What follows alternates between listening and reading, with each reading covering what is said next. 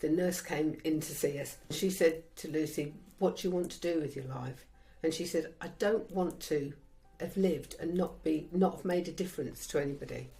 So it kind of led from there. So she knew that a charity called Together for Short Lives were hosting an event in Parliament, and they said that they needed a young person to speak.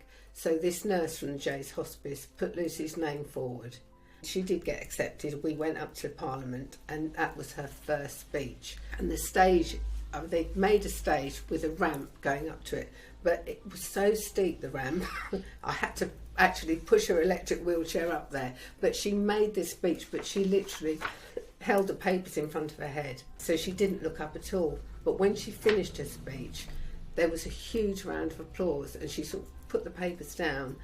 And when she looked around the room, she knew she'd found her vocation, and it just went on there.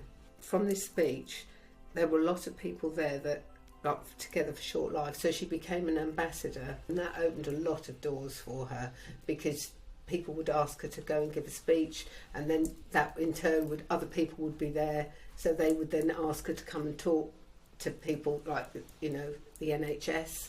She was part of the National Council for Palliative Care. Yeah, and it snowballed from there. So then lots of other people sort of heard her. She gave a talk to the BBC. She was part of the listening project that they did. So we were both recorded talking about death and dying and how it would affect us as a family. Daunting. I don't like talking at all, but because it was important to Lucy, I thought, well, I'll give it a go. So somewhere there is a recording of this. I think it was in 2014 or something like that, yeah. The TED Talk was a very big, important part of her life. It was just before the pandemic as well, so that was probably the last big thing that she did. She talked about palliative care. That was her experience, how she had been...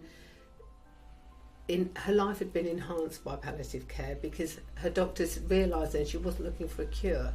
She just wanted to be as comfortable, as managed as possible. So in a way that gave them a green light. So she built up a wonderful relationship with most of her doctors, because they realised she wasn't looking for a cure. She just wanted to be managed properly.